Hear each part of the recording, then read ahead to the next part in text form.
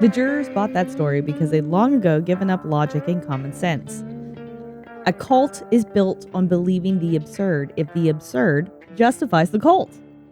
And that was written by Wright Thompson, our source material author today. And this is Jen. This is Becky. And this is Too Close to Home, and we're on the final episode of the murder of Emmitt Till. Woohoo. Look at that. We made it, guys. We're almost there. I don't think it's going to get better, though. It's not going to get better, but we're going to be more enlightened. There we go. We're going to be better people for it. You know, we're going to learn. The more you know. There we go. Is that what you were about to do? That's what I was about to do. I felt the hand. So let's go ahead through my 30 chapters of source material real quick. The Barn by Wright Thompson, Wikipedia, Visit Mississippi, Emmitt Till Memory Project, CBS News, Harvard Gazette, PBS, The New York Times, blackpast.org, The Telegram, National Park Service, UMKC School of Law, Britannica, New York Historical Society, The Root, the FBI, Famous Trials website, NPR, The Same Passage YouTube channel, U.S. Civil Rights Drill, LA Times, The New York Historical, University of Kentucky Research, MSNBC, WTMJ TV News, Justice.gov, The Clearing Ledger, and Black AF History by Michael Harriot. Okay. Let's do it. Last time, we talked about his murder, the funeral. Today, we're going to talk about the trial and the lasting effects of everything that has happened. So, the day after Emmitt's burial on September 7th, J.W. Milam and Roy Bryant would be indicted for the kidnapping and murder of Emmitt Till. Nowadays, you can expect to wait years to go to trial. Oh, yeah. Mm-hmm. It's your right to a speedy trial, but if you're a prosecutor or defense attorney coming up on a case like this, you want to take as much time as possible so it's a slam dunk. But this is 1950s Mississippi, and they wanted this shit done quick, fast, and in a hurry. Mm-hmm. Okay? September 19th, less than 2 weeks after their indictment, just under a month in custody, jury selections would begin. The Bryant-Milam children would be playing with water guns and running around the courtroom while the long process of selecting the jury would happen.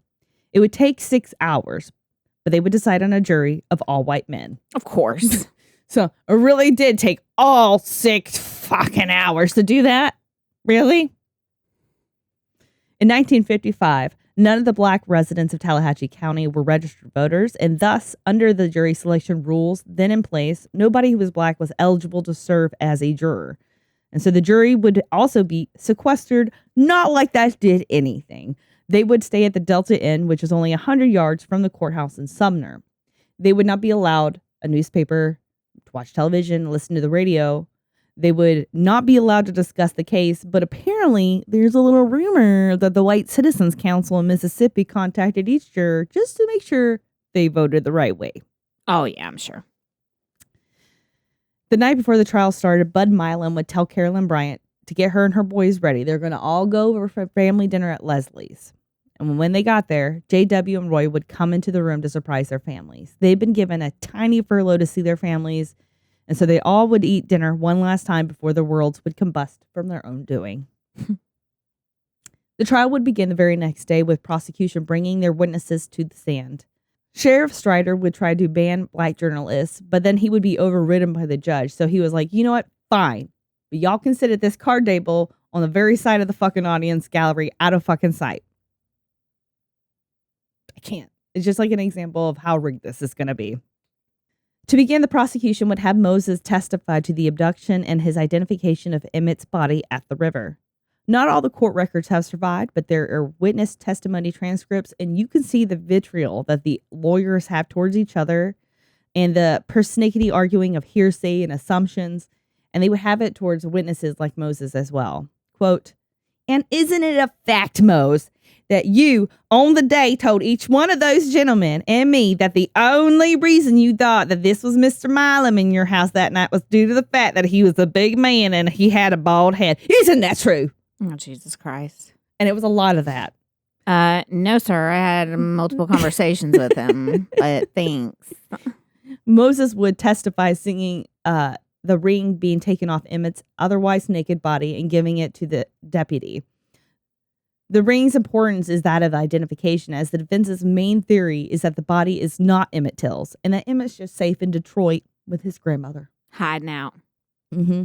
Mamie would take the stand as well, and she would testify to also identifying her son's body and that she knew beyond all reasonable doubt that it was Emmitt. Quote, "I looked at the face very carefully.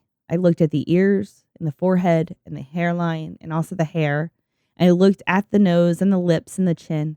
I just looked at it all over very thoroughly. And I was able to find out that it was my boy. And I definitely knew that it was my boy beyond a shadow of a doubt. Mamie would testify to Emmitt taking his ring with him and identifying that the one that came with the body as being the same ring.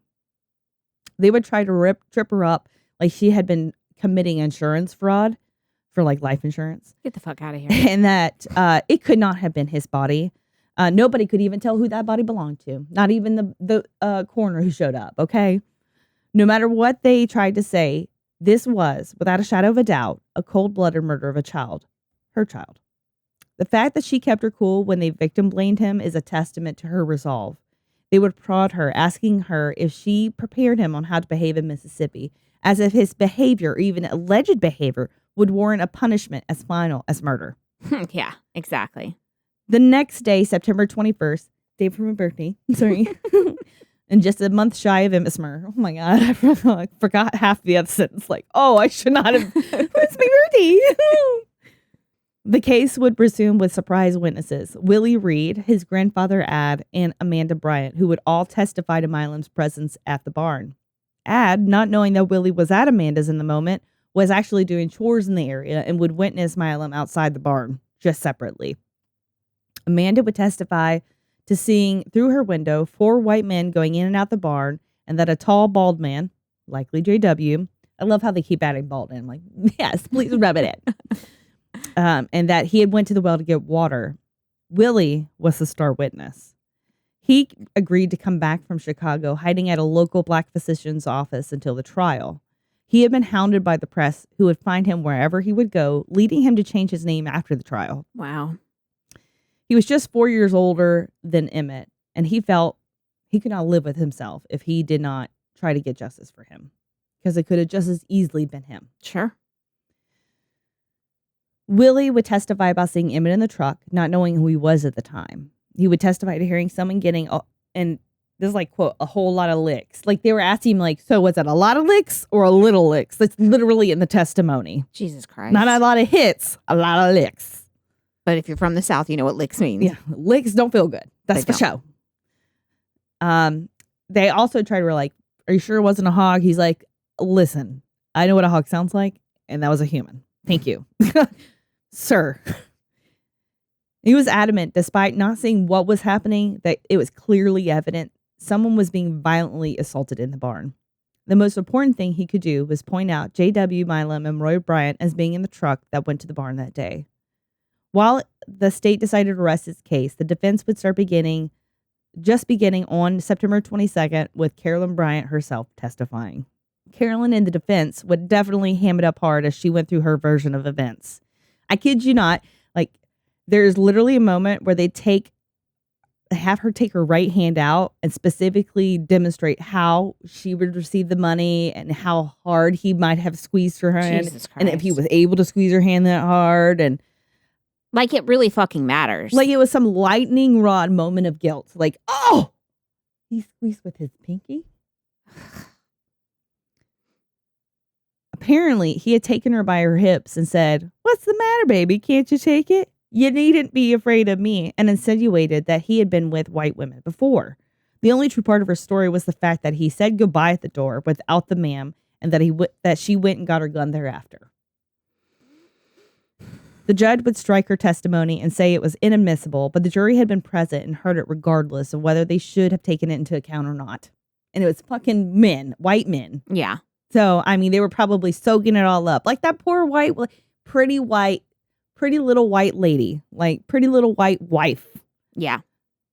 Former beauty queen. That kept coming up in a lot of articles. Pretty former beauty queen.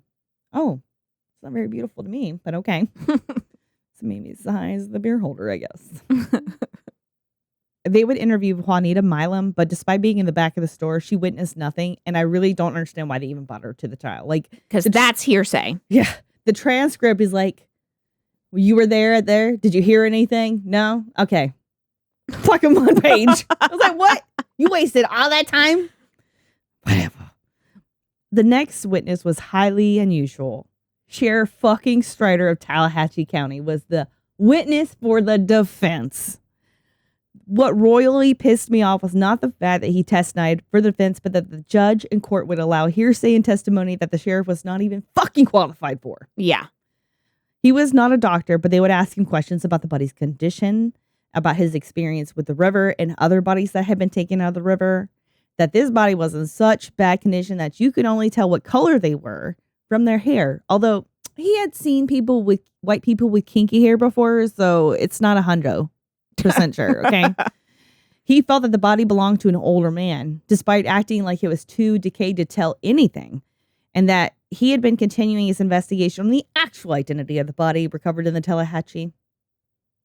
Like, he would tell newspapers, like, you understand, we are missing justice here, not looking for the right identity. Oh, get the fuck out of here. I mean, Strider would try to discredit Moses' testimony by saying he seemed doubtful and was unsure at the time of viewing the body. The testimony of the embalmer would assist Strider's opinion that they were not even sure that if it was Emmitt, because he was so badly decomposed.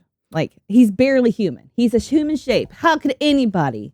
One thing you may have said and I missed, or I haven't heard. Did they do an autopsy on him? Oh, okay. There we go. And why not? I think it's because they wanted to bury him as fast as they could. Okay. So they just kind of superseded, and then they intervened and got his body before they could bury the evidence, basically. But that was actually my next line. I was like, there was no autopsy done. The coroner had a high school education and a year of college at most, so he was nowhere close to what one would call as an expert, okay? They would also have an unnamed white doctor come view the body, but he did so at a distance because it smelled bad. Because what? Because it smelled bad. Oh, okay. What? I feel like medical professionals are like the ones who like have, they're human. I'm sure they throw up too. But y'all have developed a strong enough sense of smell that you're like not going to upchuck at the first awful thing you've seen. Okay. Oh, yeah. Because it takes years of holding your gag reflex in front of live patients that smell awful and have rotting flesh and infections. And you're just like, hey, how are you doing? Meanwhile, this guy's like, you know what? I can't get closer. But from here, he looks dead. I mean, there's also such things as like putting something over your face. Like what's that stuff they put in your nose? Like what Vicks Vapor Rub or something to help cover the smell. There's hankies too. You just put a hanky over it. It's not very professional. Strider would also do the defense solid by keeping Leroy Too Tight Collins and Henry Lee Loggins hidden away. If you recall, they were the two guys in the back of the truck with Emmitt. Milam and Bryant would say that they went out and got soused on Saturday night, and they never even showed up to work on Sunday, trying to cast doubt on even if they were there. They were in Charleston County, Mississippi jail under a false identity for the entirety of the trial. Of course they were. So nobody could find them. As the jury was sent out, Sheriff-elect Dogan would tell them to wait a while, make it look good. Don't just come out here and say he's not guilty. Just give it a look. Make it look like it was hard, okay? Yeah. Make it look like you were deliberating and stuff. Why do I say Sheriff-elect Dogan? Because there was actually laws at the time that required Strider to like have to take a break after so many terms. So he was going into a mandatory break. But he'll try to come back. Don't you worry. Oh, I'm not. For the next 67 minutes, the jury deliberated. It was a hot day in that courtroom, so the jury sent out for Coca-Colas and would deliberate for all of an hour and 8 minutes. One juror would later say, if we hadn't stopped to drink pop, I wouldn't have taken so long, and then they would announce a unanimous verdict of not guilty. Sheriff Strider would go around to the men and congratulate them on their so-called exoneration. The defense had been giving them a song and dance of a mass conspiracy between the NAACP and communists trying to take out the God-fearing good white Christian South and its humane system of segregation. It's like, can you say that to yourself again? Look at yourself in the mirror and say that again. Come on now. I want it to click. I want to see that little magic spark go, oh, that's what you're trying to tell me. Ray Thompson said it best. The jurors bought that story because they long ago given up logic and common sense. A cult is built on believing the absurd if the absurd justifies the cult. They so remind me of current day MAGA supporters in the sense that even when there's blatant wrong in front of you, you'll be damned if you're going to admit it. Mm-hmm. Yep. And it's like, it's okay. You can still support them, but say that some things are wrong. But they'll be damned if they will. No, that he's Christ-like. Yeah. And I was like, listen, okay.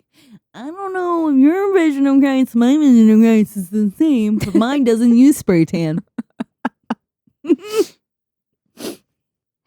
Roy and J.W. would kiss their wives and light cigars, but it would probably be the last bit of joy they would ever come close to for the rest of their fucking miserable lives. That's the best thing you've said this whole time. Mm-hmm.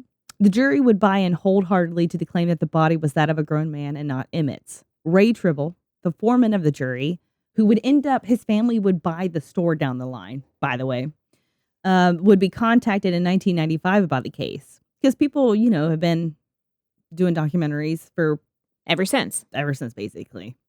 He would say that the corpse had chest hair, and everybody knows that black men don't get chest hair until they're at least 30. Okay, first of all, they're fucking humans. They get the chest hair at the same time white humans do because we're humans. We're humans. And they wonder why. And they wonder why we compare it. I'm just saying. Right. I wrote next on. It's a good thing I was not around these people. I would have ended up with a lobotomy real quick because you got to be fucking crazy to use this chest hair logic, okay? Oh, I would have too. Their brother, Leslie, immediately lost his home as the man who owned it, Ben Strudevant, who did not want to be associated with the Milams. Ben's son would later recount this to the author of The Barn, Wright Thompson. Immediately after it happened, that's when he exited from his relationship. Dad always said J.W. Milam and Roy Bryant had been ostracized in the white community after what they had done. The people just decided, even though there were a lot of pretty staunch racists, at least the code said you don't do that to children. Yeah. Children or not, nobody deserves to be lynched. Let's just go ahead and add that. Right. In late October 1955, Alabama-born writer Bill Huey would sit down with Milam and Bryant, their wives, and their lawyers for an interview for Look magazine. Huey had a wad of cash and an advance for a story, and the Milam-Bryant families were desperate, okay? They'd become pariahs. Their stores, who were always filled before, were empty. Nobody felt safe with murderers who were clearly guilty in a clearly rigged county. Mm-hmm. Like, you already, I won't even get justice if I die because of you. Not even. I'm not fucking around and finding out. The town was like, so yeah, you might have been innocent because they're trying to keep this facade up, but yeah, about that. We're going to have to go ahead and cut ties with you because it wasn't good, man. It wasn't good. I mean, it's like a Casey Anthony situation. Yeah. I'm just saying. O.J. Simpson. O.J. Simpson. Puff Daddy. I'm sorry. The people who paid for their defense before, the rich white families of the Delta, they would also shun them. The Bryans would end up putting their store on the market like 2 months after the trial. They were poor before, but now they were destitute, and this story seemed to be like a good opportunity to see if they could start over, which is like the most fucking flawed logic. Let me relate this story so this can all blow over. Let me bring all this attention so nobody will pay attention. In a finely tuned agreement, Huey would take notes and there would be no recording of their account. What would come from this would be a $4,000 check in total and a lifetime of misery. Huey would completely change the story with the assistance of the lawyers. Leslie and the barn would be completely written out, as well as the identities of the others present. It would also add the false narrative of Emmitt basically accosting Carolyn and then using a false narrative of him talking mad trash, saying to them that he'd been with white women, like while they're beating him. Oh, I've been with white women and whatever. Sure, and this, that, sure. That's totally believable. Meanwhile, Willie's like, oh, he was crying for his mama. I mean, and it doesn't matter if there was anybody around to witness what he said. To say a black man in that time, sitting there like, really? Yeah, is getting beaten and he's still proclaiming how badass he is with the white girls is completely just... I'm just saying, like, if I'm getting beat, I'm not going to be starting to talk that kind of trash. Yeah, okay? exactly. I'm going to be fighting for my fucking life. I'm going to be saying whatever you want me to say. Help me, something, not. Just like when many times women are kidnapped or raped, they're like, I'm not going to tell anybody, You're going to say whatever you need to say. There's been women that tell the rapers, oh, this is the best ever, to survive. So you mean to tell me that instead of this kid surviving, he's gloating? Get the fuck out of here. Yeah, exactly. J.W. would talk about how they would beat him to try to teach him a lesson, but he just didn't know his place, saying, quote, well, what else could we do? He was hopeless. I'm no bully. I never heard a bleep in my life. I like bleep. in their place. I know how to work them. But I just decided it was time a few people got put on notice. As long as I live and can do anything about it, bleep are going to stay in their place. Bleep ain't going to vote where I live. If they did, they'd control the government. They ain't going to be going to school with my kids. And when a bleep gets close to mentioning sex with a white woman, he's tired of living. I'm likely to kill him. Even though he's never hurt somebody. And he's not a bully. Not a bully. Me and my folks fought for this country. A lot of black people fought for this country too. Let's just go ahead and put that in there. All right. And we got rights. And so do black people. I'm sorry. I keep adding it. As if I'm there. Sorry. I stood there in that shed and listened to that bleep throw that poison at me. And I just made up my mind. Chicago boy, I said. I'm tired of them sending your kind down here to stir up trouble. God damn you, I'm going to make an example of you. Just so everybody can know how me and my folks stand. Meanwhile, the folks in the Mississippi are like, oh, my God. Let's all make sure that people know we're not your folks. Not your people. Huey would give J.W.'s version of Emmitt's last few moments, that he had stripped him naked and asked Emmitt if he thought he was as good as Milam and if he had still had white women. And Emmitt would say, yeah, I'm sure that's... Yeah, don't believe it. Not buying what you're selling, sir. And with the jump of the 45 in Milam's hand, quote, as Huey says, the youth turned to catch that big expanding bullet at his right ear. He dropped. With the protection of the Fourth Amendment on double jeopardy, they were protected from being retried for murder. There was an attempt in November 1955 to get them indicted for kidnapping since they full on admitted that to the sheriff and reiterated that in a Look magazine interview. After the trial, Moses had left for Chicago, but he risked his life to come back to hopefully get them on their kidnapping charges. But like the grand jury's like, we're done. We don't want to deal with it anymore. Let's just let it blow over. Yeah.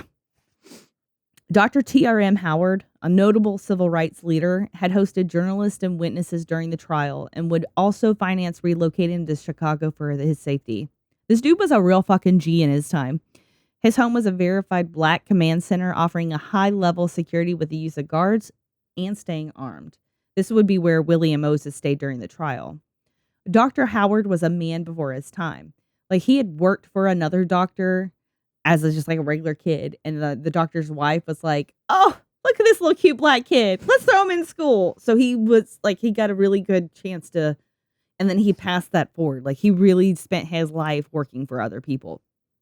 He was made before his time believing in medical equity and access to abortion for women, having been arrested quite a few times for allegedly performing illegal abortions. He felt women should have access to this procedure, almost like women should be able to make their own decisions when it comes to their bodies. What? After the trial, both Willie and Moses would move permanently to Chicago. Moses, having a hard time leaving the Delta and the cotton planting life, he'd eventually plant his own roots with Elizabeth in Chicago. He would tell a reporter, I used to think I couldn't live without seeing cotton stalks.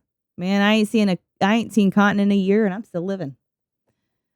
He couldn't fish or drive anymore, and he had to leave his dog. He was really upset about that. I was like, oh. He was like talking about how much of a good hound dog that dog had been. And he had a pretty big, nice home, like a good spot and everything.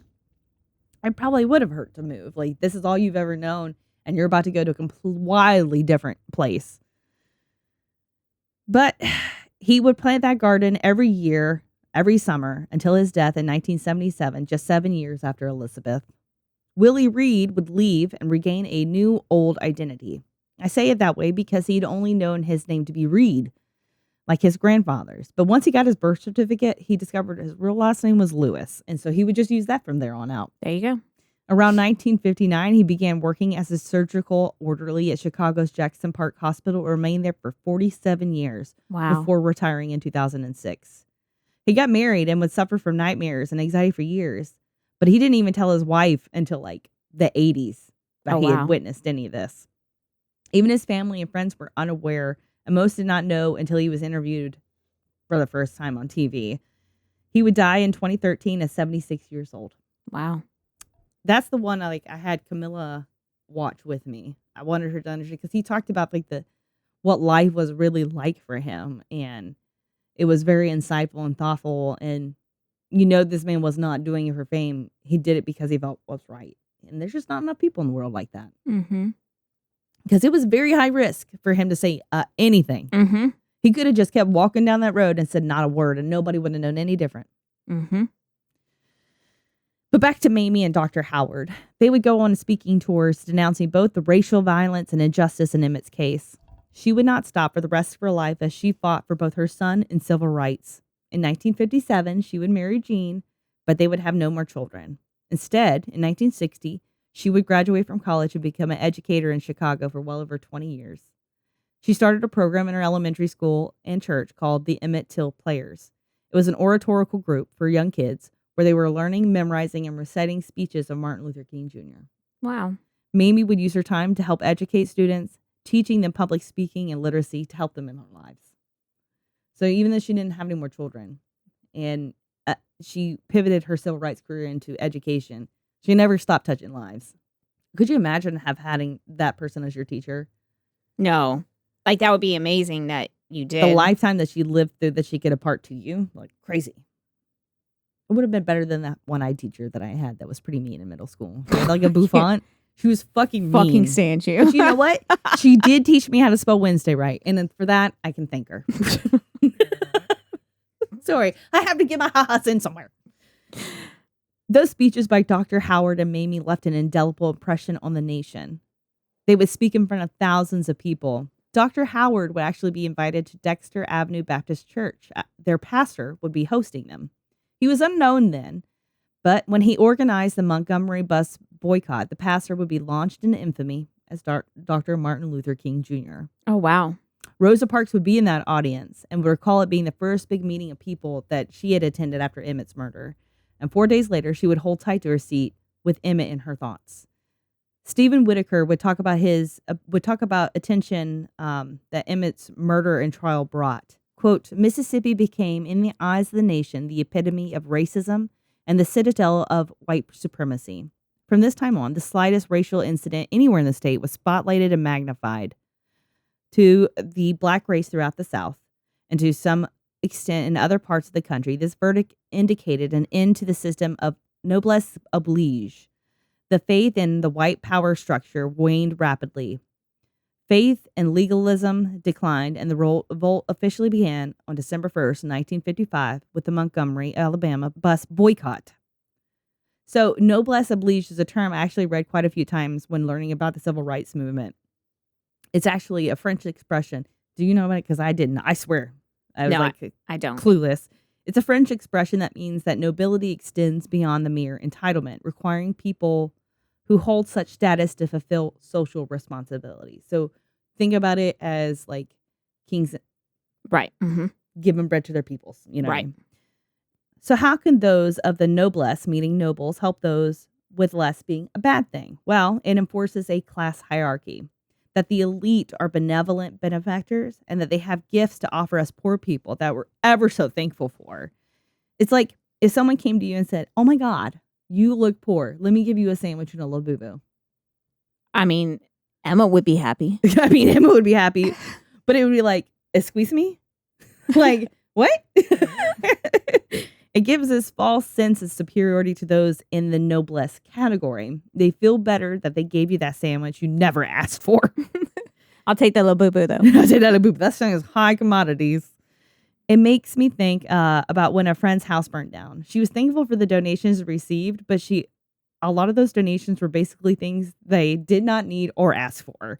What I mean is they got clothes outside the clothing sizes needed, toys for small children they did not have, broken household appliances that had been sitting in someone's garage, things that put salt in the wound of losing. So white people in the South had this weird innate noblesse oblige at the time. The example I can think of that immediately comes to mind was in a movie, The Help. And I think you've seen that one. Oh, yeah. Read the book, seen the movie 100 times. In the movie, a white family, if you haven't, okay, I'm sorry, this is a spoiler, but whatever. Go back and watch it. It's still good. In the movie, a white family builds an outhouse for their, and this is not the premise of the movie, it's just a scene in it. They build an outhouse for their black help so that they won't use theirs because separate but equal. Except it was like a no AC outhouse in the southern summer. And the white lady would be like, oh my God, see how nice this is that we did this for you? Mm-hmm. You didn't do it for me. Ma'am, I'm fine using the same porcelain throne as you in the AC without the smell of shit in the air. Okay, thank you. Thank you.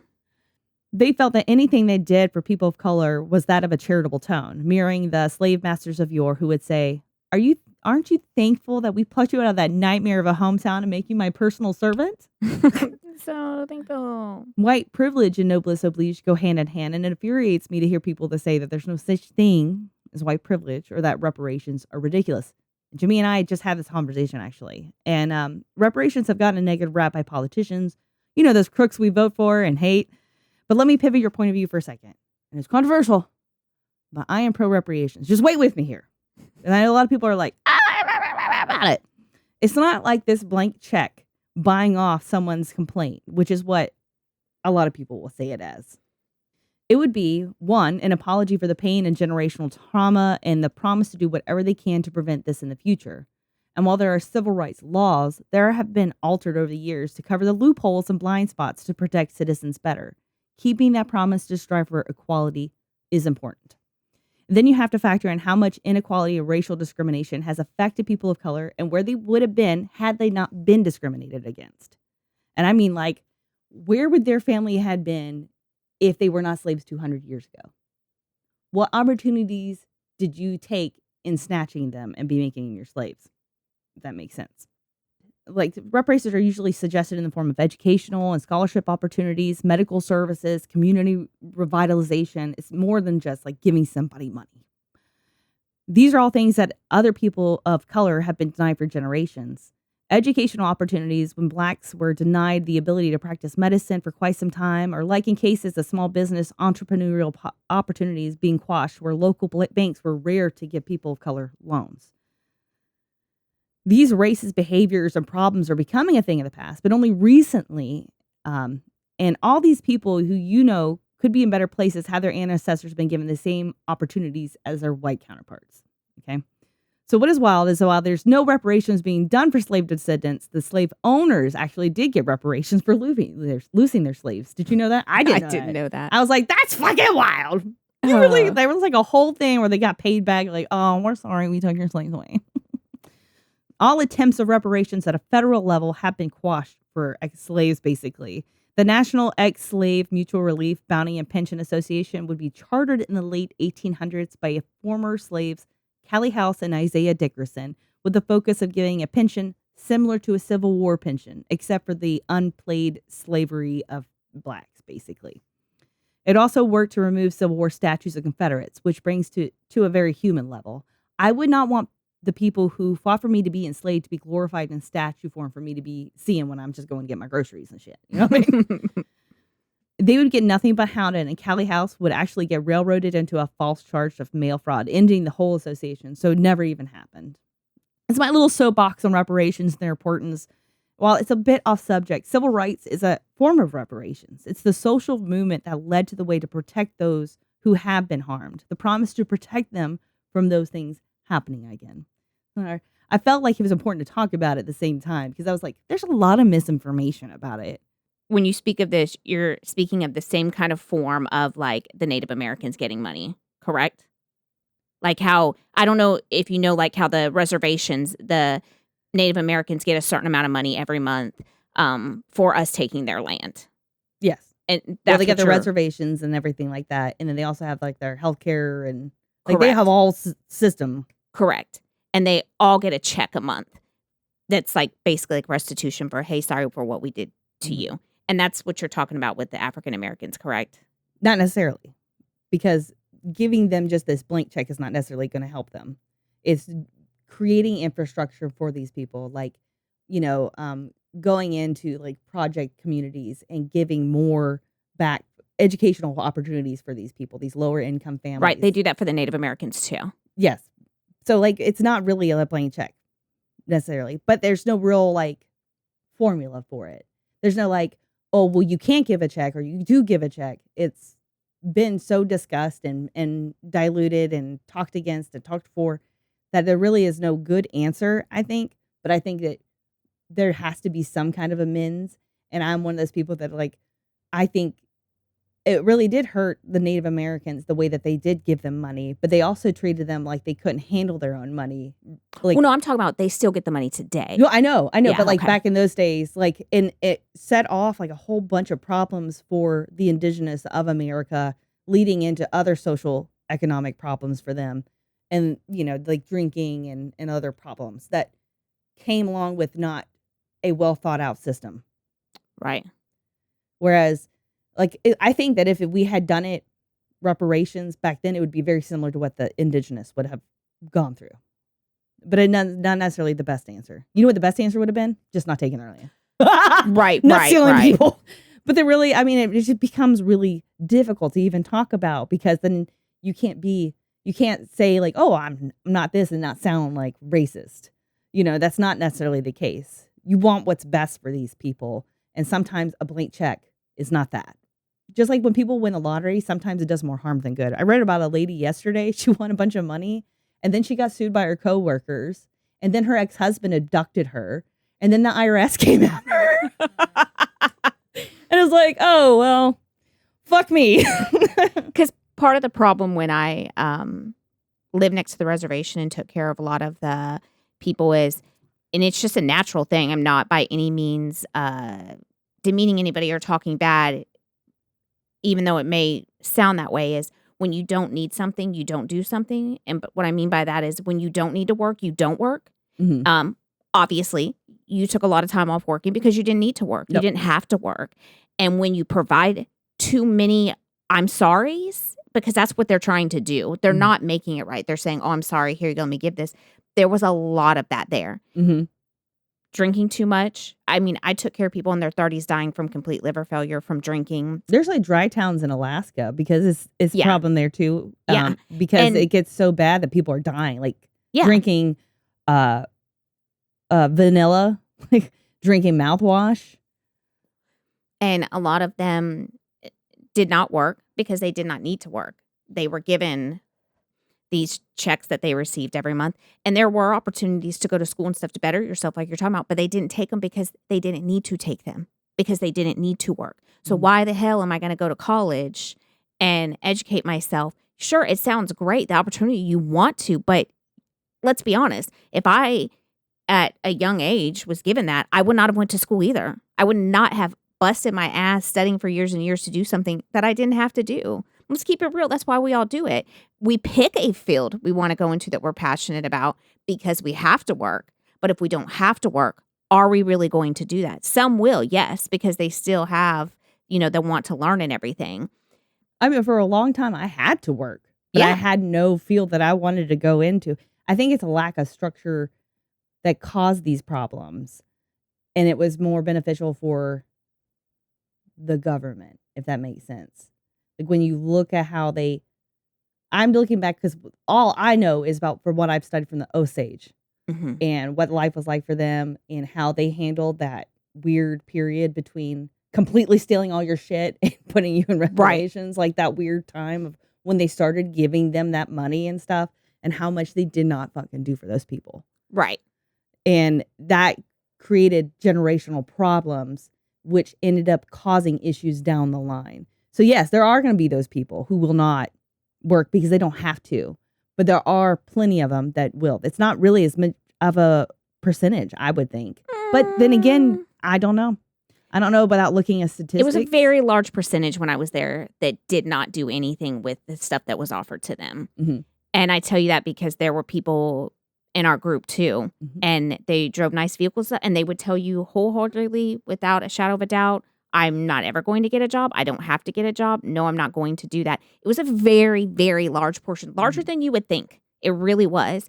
And so it was very disheartening to see, because it was like, man, this was all intended for a different purpose. It Mhm. wasn't intended to go this way. But at the same time, you're like, I can't say take it away because no, don't, No. But what they could do is do other things to help fix these problems, offer these, because now as a society, we're becoming more pro mental health. And that's only been like what, the last fucking 10 years? Right. And that's hundreds of years of like people just ignoring generational trauma. Let me just tamper down, throw some alcohol on top of that. That'll fucking solve all my problems. But then if we say there's other ways we can do it, isn't that the new way of saying I'm going to control your money? No, not necessarily. Not what I mean. What I'm talking about is taking government funding, which is taxpayer dollar, and putting it towards revitalizing these communities, these historically Black communities or historically Black areas, things like that. That you don't think saying I'm going to take the money we're giving you and put it into this is saying you don't know how to spend your money. That's saying that would be money that was destined for them. That's not necessarily the case. Right. I personally, if I were an Indigenous person getting a check and you said, I'm going to take some of that and put it more into that.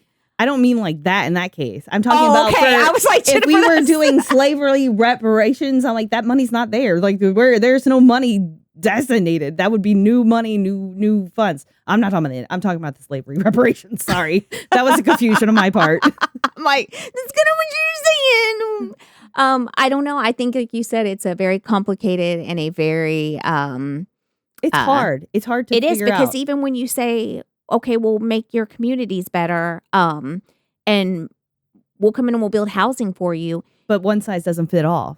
No, you're right. It still enables that natural 100%. I'm not saying this is Native American, this is Black, this is white, this is anybody. This is anybody who you are. If you come in and you build me a home, I don't have a home to pay for. It really does. I know it really does take away that drive to do something for yourself. So I think in the same sense, it's like you're still kind of hampering people in a way, if it makes sense. It is, because you're not addressing the problem at the end of the day, what these people are going through, because it's kind of like a loss of purpose. If you think of it, when these people are really lost, if I know they have all the money in the world and I know they could drive whatever car, but they're also drinking themselves to death. So like there's some serious problems there, like some mental health professionals come in and help some. I think you're right, but I also think some of it comes from, people have been receiving this money for generations and generations, right? Well, that's broken, just keeps coming down, just broken. Well, some of it is, things. Well, we all start partying and drinking early because we don't have any responsibilities. It's not all mental health. A lot of it is, I think some of it is 100%. The beginnings of it is from. That's where I'm talking about, like the generational traumas, like they kind of come down. Yeah, but if I grow up in a house where everybody parties and drinks because nobody works, is that really generational trauma, or is that now become a trauma from the system that's enabling it? I can't say 3 or 4 generations removed that I'm still affected from that. I mean, you can be, but it's hard to say. I mean, it is. I'm not in that position. In any world, like, it's hard to say because there's no defined answer. This is like a very gray area, like in all things in life. There is no black and white in this world. There's no right and wrong. There's no good answer for it. Right. There's always a good counterpoint too, as well, for everything. Like you say, in all of this. Well, even if you do this, this could happen. That's true. These are real things that already are happening, like in the case of Indigenous Americans. I think the ultimate answer is what you said. None of it should have ever happened, but unfortunately, we don't have Bill and Ted's excellent adventurous time machine to go back and fix it. We couldn't go back and say, hey, Freddie drugless, stay with us. And I think every solution is going to have its qualms and everything. I don't know what the right answer is. I mean, separate but equal. That was a solution. We had plenty of qualms with it, right? There's no perfect solutions for anything. There's not going to be a solution because we're slowly going backwards. We're about to be right back in times, I feel like, because we're taking away women's rights, and what is next that we're going to take away? They're taking there's like everybody's rights. Race divide right now. Are they trying to go back to that? I mean, that's how you keep people under control if everybody's mad at each other. Yeah. I think there's a lot of that. Everybody's just mad at each other. But listen, I'm like, you're not Trump. You might be MAGA. You might be wearing a red hat, but you're not Trump. You're just drinking that Kool-Aid real hard. Right? You just got to keep that in focus. Keep that in focus. Be the better person. Oh, it's so hard. I'm so petty. I really am by nature such a petty bitch. Oh. So while I could talk about civil rights all day long, we got to get back to the story. I want to talk about what happened to everyone I have not covered so far. So Levi Too Tight, I just love his name is Too Tight. I'm sorry what happened in his life, but that was a pretty fucking solid name. Was. We made Too Tight. We can agree on that. His life was never the same after the trial. He and his wife would leave the Delta immediately, and eventually their marriage would dissolve. He would remain in obscurity, never knowing his children. Family members heard enough to know that this case completely destroyed him. He became alcoholic and schizophrenic, hearing voices and hallucinating. He died in Jackson, Mississippi in 1992. What is it, Kenny Loggins? It says The Danger Zone. That's every time I think about, like, every time I read Henry Lee Loggins, I think Kenny Loggins. Sorry. He was the other man in the truck with Too Tight. He would leave for St. Louis. Eventually, he would make it to Dayton, Ohio, where he was just a junk man until historians found him in 2001. He would deny being there or knowing anything and die in 2009. Whatever ties Roy and J.W. had left in Mississippi were gone. They were complete outsiders to the community that once helped fund their defense. Within 15 months of the trial ending, all the stores owned by the whole Milam Bryant family, like the extended, because everybody had a fucking store. All of them closed. All of them had to be sold. Oh, sad. Nobody wants to shop at a store where they can end up murdering you. They sure do not. Milam would farm one last time in the Delta, but without much success. He had tried for months to get property to rent, but no one would until he got a favor of renting 200 acres in Sunflower County. Even though he grew that last crop in 1956, he had to pay higher prices for white labor because black people would not work for him. Oh, I bet they wouldn't. And I don't blame him. The saying, don't bite the hand that feeds you, comes to mind. One of the only reasons he was able to even get that loan was that one of his former lawyers was on the loan committee on the bank. So that good old boy system. So it was still there. Milam would turn to bootlegging liquor, but would get in trouble in 1960 for stealing a still from somebody else. J.W. had found out about the still and in broad fucking daylight went and loaded it up in his truck, not covering it at all. Hauled it straight through fucking town on his way. But I mean, criminals aren't known for their intelligence. A juror would comment about this arrest to think of all we did for him, and he goes and does something like that. Roy would enter a welding program with the assistance of the GI Bill, having found it impossible to own a store or find work in the area. Before heading to the program for welding, he was making 75 cents a day as a mechanic, which is about $9 in today's money. He tried to become a cop, but they were like, no. Thank you. Yeah. Funny, though, considering the amount of police brutality at the time. I guess it was just too on the nose. You know what I mean? They're like, look, we're all about beating people and shit, but we do it under wraps. Yeah. He would take his family to Orange, Texas, trying to escape his reputation, but the world is small, my friends. One day, a local from the Delta would be in Roy's Texas town just passing through, and he was stopped at a red light when the man in the next car over would notice his license plate. You're from Tallahatchie County? And the guy's like, yeah, that's right. And he goes, I'm Roy Bryant. And the guy turns straight forward and just waits for the light to green and drives off. And then he told everybody. Roy would work welding, and in 1959, their daughter Carol Ann would be born. Their little girl wouldn't talk, and Carol Ann got worried and took her to the doctor, where she would be told that Carol Ann was deaf. That evening, when Carol Ann sat down to tell Roy, he would fall apart, hysterically crying. The Lord is punishing her for what I did. I'm being punished, and she's being punished for what I did. It's my fault. Truly, it was due to Carol Ann being sick with measles during her pregnancy, and while I never wish for a child to pay for their parents' crimes, I do like the thought of his inner turmoil because of it. Emmitt never got to have children, so it feels fitting. First of all, measles is safe and it builds immunity. That's what RFK says. But I digress. Carry on. I couldn't help it. After not being able to find work and getting into trouble with the law, J.W. would also move to Texas in 1962 to join his brother, but wouldn't stick around for very long, and him and Juanita would come back in 1965, where he would continue to break the law. He would be arrested for writing bad checks, stealing credit cards, assault, battery, the whole 9 yards. Sheriff Strider, he would try running for sheriff again in 1957, but an assassination attempt would deter him. He was sitting in his car, and he moved his head just in fucking time. Like, it flew by through his windows and hit like a pole across from him. And he was like, you know what? I don't need to do this. But he did end up becoming the chair of the State Game and Fish Commission. He would go on to become a senator in addition to being the chairman. What? And Strider would co-sponsor a bill in 1966 to relocate Black Mississippians to other states. Of course he would. Went on to do great things. It failed.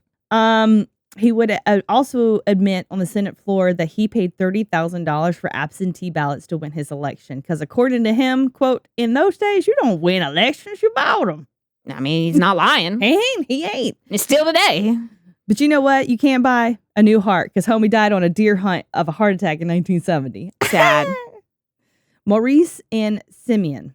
They would also go to Chicago with their parents. 20 years after the murder, a relative would claim that Maurice told Roy about what Emmitt had said to Carolyn in jealousy, a claim that was disputed both by Simeon and Wheeler Parker, but the damage had been done. He would die on the streets of San Francisco the day after Christmas. He'd become homeless and an alcoholic. The only possession besides his clothes was a piece of paper saying Simeon Wright, Arga, Illinois, with his brother's phone number. Simeon would get into fights and be a bit of a wild child until he joined the army and ended up finding religion. He returned to Chicago and enrolled in a union apprenticeship program for pipe fitters at Reynolds Metals. He married his high school sweetheart and became a deacon at the Argo Temple Church of God in Christ. Simeon would get interviews and write a book about Emmitt's murder until his death from bone cancer in 2017, which bone cancer is really one of the most painful ones, yes? Oof. Roy and Carolyn would move to Louisiana, where he would continue his welding career until 1973 when he would return to Mississippi.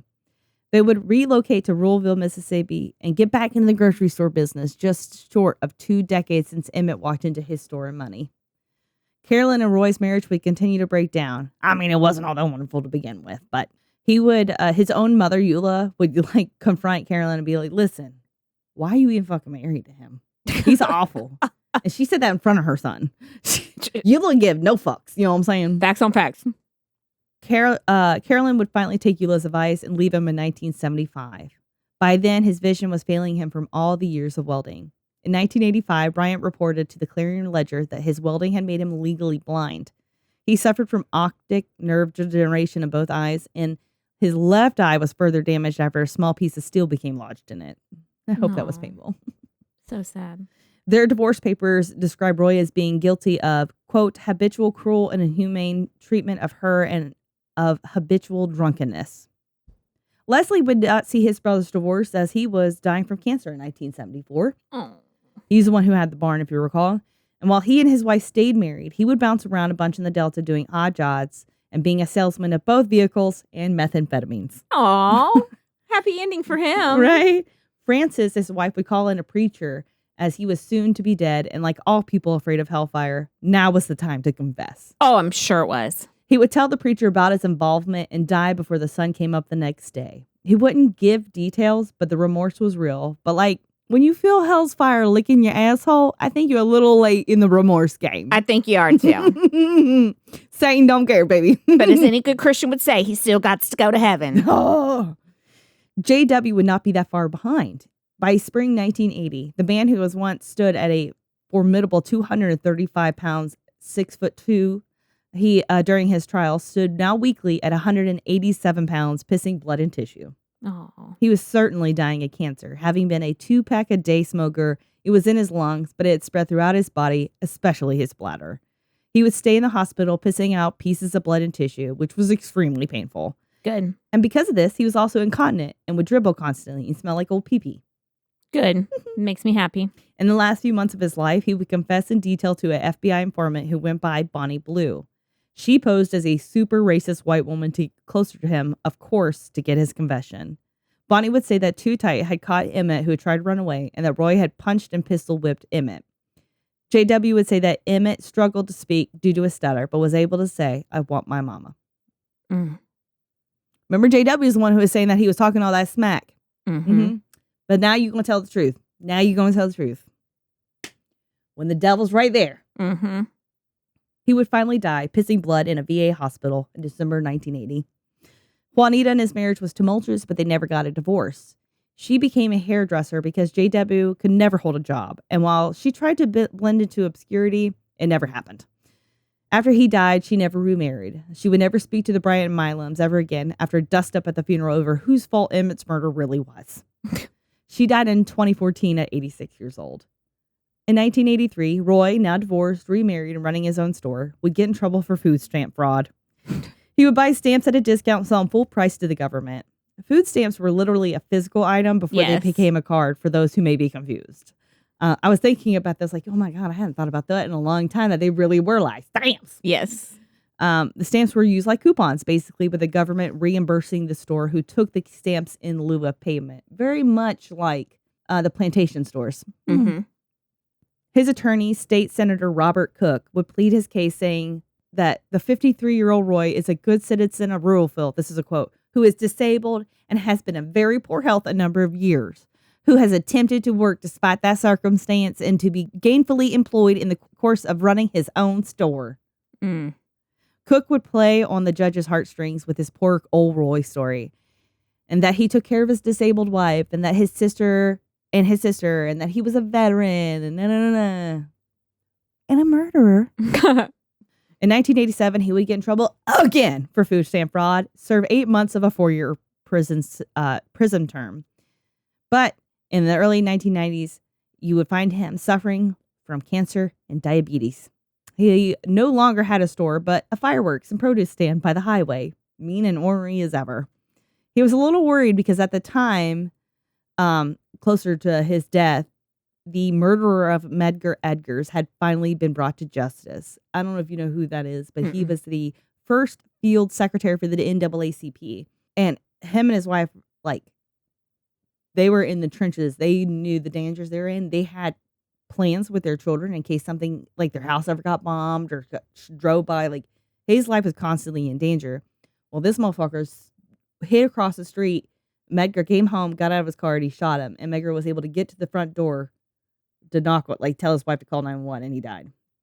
Well, Byron Della Beckwith, who was the guy who killed him, got away with the murder for a very long time. But Murley, which was Medgar's wife, never rested, and she would finally bring him to justice in 1994, around this time. And he's dying like, oh shit, I'm gonna bring him to justice. They gonna bring me to justice? And while he was protected for double jeopardy, the kidnapping charge left him open, but not for long, because he was dying. Journalists and reporters would visit the dining Peckerwood, trying to get out of him what they could about the murder, which was not very much. He hated to talk about it in his later years, saying, quote, "No use crying over spilt milk." I'm like, sir, I don't know what qualifies as a name. But despite his refusal, he would tell a student from Mississippi Valley State, Michael Rosa, on his deathbed what happened. That he was drunk, Carolyn had definitely been there to identify him, as Moses had said, and that J.W. made all the money from the look interview. All excuses, no remorse. He would die just 2 weeks later. Mamie would be interviewed in her later years by a Southern preacher and social activist, Will Campbell. And he would ask her if she was mad about her son's murderers escaping justice. And she would say, "Didn't you hear? They got the death penalty." Confused, he would ask what she meant, and she said, "Yes, the community ostracized them. Some of their family left them before long. Cancer got both of them. They lost their lives for what they did to my boy." Mm-hmm. Love it. Yep, and she's right. And so at this point, we're reaching the 21st century, and the widow of Leslie Francis and Roy's ex-wife Carolyn were still alive, as well as Mamie and Wheeler Parker. Mamie would pass in 2003, but not before asking Wheeler to carry on her work. Wheeler always felt survivor's guilt, as they both went to Mississippi, but only he came home. In 2004, the FBI would open their case on Emmitt Till. I say open in lieu of reopen because they had not become involved in the 50s, despite Mamie's pleas to the president at the time. The Emmitt Till case stands at the heart of the American Civil Rights Movement, said R. Alexander Acosta, Assistant Attorney General for the Civil Rights Division of the FBI. The brutal murder and grotesque miscarriage of justice outraged a nation and helped galvanize support for the modern American Civil Rights Movement. We owe it to Emmitt Till, and we owe it to ourselves to see whether, after all these years, some additional measure of justice remains possible. And this is where the barn would kind of resurface to everybody, because that look interview kind of erased it out of people's minds, despite it being at the trial. Not the barn itself, but you know the subject of it. Right. Barns can't move. Don't know if you know that. So they decided, let's go check out the barn. But there was nothing left to find, really. They decided at that point, let's exhume Emmitt. They wanted to see if they could positively identify Emmitt as being the remains and see what else they could find after all the years of advancements. The report is heavily redacted, including his new autopsy, but they did give these findings. Upon removal of the casket and prior to any physical examination, the remains were transported to the John A. Stroger Jr. Hospital of Cook County and subjected to CT testing. The examination revealed that there were extensive and dramatic fractures of the skull, metallic fragments were identified in the cranium, and a vertical symphysal, Symphyseal.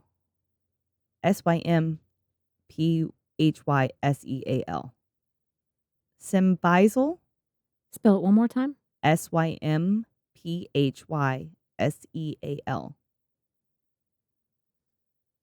I would have to come look at it. You're not talking about symphysis, are you?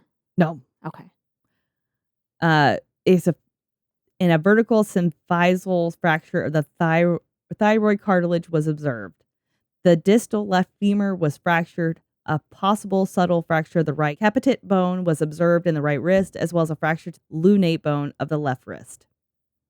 So pretty hurt. And this is after he'd been married for 50 odd years.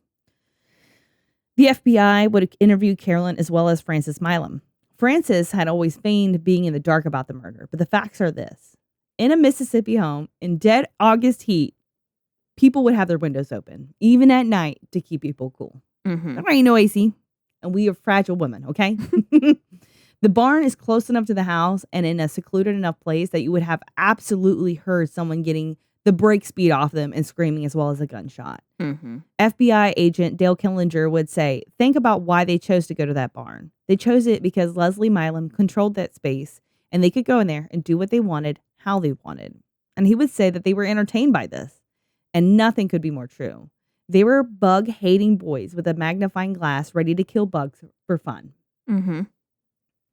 This guy, the FBI agent was like, bro, you can't not have known. And she's like crying like, I swear I didn't know anything. Ma'am. Why you always lying? Why the fuck you lying? The bad news was that because of the lack of federal hate crime statutes at the time, the feds did not have the jurisdiction to handle the case, and they closed it. Until 2017, when Carolyn Bryant's daughter-in-law, Marcia, would implore her to write an autobiography, and she would agree. Timothy Tyson, a professor at Duke University, would come to interview her. He would later tell the FBI that she had recanted part of her story to him, but it was before he could turn on the recorder. The FBI would investigate and find a lot of holes in the story. And listen, I love that he wanted to get in confession, but making up a confession is just not the way to do it. It's not. Since then, it has remained closed as the FBI feels that Carolyn, who was still alive at the time, or anyone else alive, was not responsible for his murder. Further, they reiterate the fact that they don't have jurisdiction, and even if they did attempt it, it was way past the statute of limitations. Yeah. Marcia Bryant would later divorce Carolyn's son, Tom. He had become ultra racist, and the George Floyd case had made him go crazy, basically. With that, she agreed to speak to Wright Thompson, the author of The Barn. And she would say that she had no clue till someone told her about Roy being on the cover of Look magazine. And sure enough, she married a murderer's son. Marcia said that while she did not get to speak to Roy much on Emmitt's murder, he did say this: if there was any day I could change in my life, that would be the day. Carolyn would die of cancer in 2023 at 88 years old. After being hidden from the public, there would be protest as news of her recanting her story had brought back the attention to the world about Emmitt and the murder, and her family kept her location under wraps. She would die in a tiny town on the border between Louisiana and Texas, and she died without ever telling the truth. In the time previous to her death, there was an unserved arrest warrant for Carolyn found in old papers, and quite a bit of a push was done to arrest her, but nothing would come of it. There were no witnesses living left to testify against her, and with her death, there was just Wheeler Parker and no justice. A good amount of legislation has been passed to bring murderers to justice, unlike in Emmitt's case.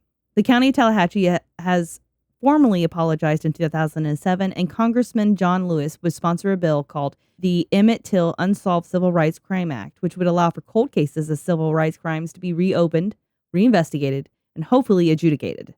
In 2008, a historical marker would be placed by the Tallahatchie River denoting where they threw him in. And within short order, it was stolen and thrown in the river. So they put up a new sign.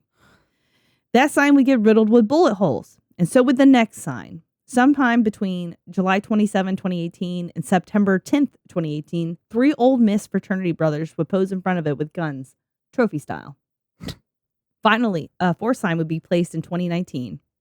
This time, it was bulletproof, made from a 1/2-inch steel, and weighing in at nearly 500 pounds. It is able to absorb a rifle round. And the sign says it as much as is a testament for the fight still to be had when it comes to racism. Some of the old signs are on display in the Smithsonian, bullet holes and all. The past is ugly, so let us learn so as to not repeat it. March 2022, Congress passed the Emmitt Till Anti-Lynching Act and now defines lynching as a federal hate crime with stiff punishments. And in 2023, Willa Parker would introduce President Joe Biden as he announced Emmitt Till and Mamie Till Mobley National Monument. The monument is split between 2 states and 3 monuments. One is in Chicago at the Roberts Temple Church of God in Christ, where his funeral was held. Grabble Landing on the Tallahatchie River, where the sign is. And finally, the Tallahatchie County 2nd District Courthouse in Sumner. This is where the trial and acquittal of Bryant and Milam took place. Reverend Wheeler Parker has been married 58 years to his wife and is still making speeches and keeping Emmitt's memory alive and honoring him. As he says, quote, "Most young people don't know our story. They don't know the real story because we don't tell them. I want them to know the kind of person Emmitt Till really was. How he has been portrayed for 70 years is not accurate. I knew a fun-loving prankster always telling jokes. You see a picture of him and he's pleasantly smiling. That's Emmitt Till." And that is the story of his murder. Very sad. Very sad. But things have come from it. Like, it really was. Oh, yeah.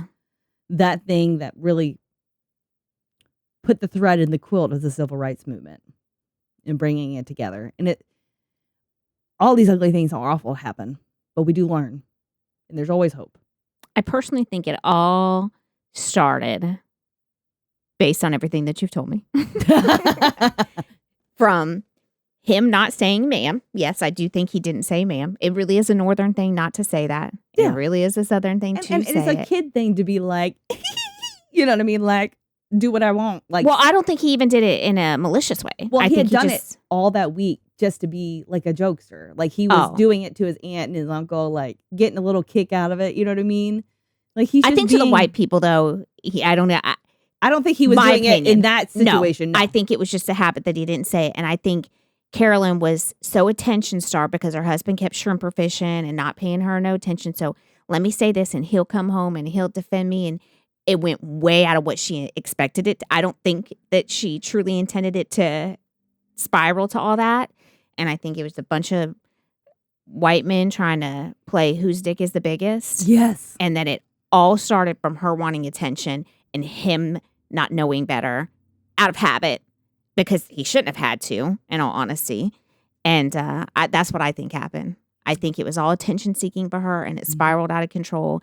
And I think it wasn't even him being jestful. I think it was just him being raised differently. Yeah. And it was just like Moses said, he's from Chicago. He don't know no better. He is not from the Delta, baby. Yeah. And she took it as an opportunity to get some attention and get her husband to fawn over her and I'm going to make this right for you and da-da-da. And they all went way too fucking far. And he wasn't even good looking. I'm sure he wasn't. Not that, like, equality, if he was good looking, it'd be okay. But, like, man, there's no redeemable qualities of this man. Right. Even his own mama hates him. Okay? Exactly. Why? But women love men with all the red flags. They do. They really do. They said red flags. Where? Those look like roses. Exactly. Exactly. Well, you guys, don't forget to find us on our socials, Instagram, Facebook, TikTok. Check us out. Check out our merch. If you are really tired, just dragging and want journalist energy, check out W Energy Drinks at w.gg and get 10% off using code TCTH. Yum. And what are your own too close to home stories? Let us know about that. We love to, hear your own stories and learn more about the creepy ins and outs of the world. Mm-hmm. If you have met Bigfoot, let us know. Mm-hmm, we really are looking for our edge in so we can be his best friend. Both our yards are decked in Bigfoot regalia. We are ready. They are. We are. We know. We're saying welcome. I did see something about north of Houston.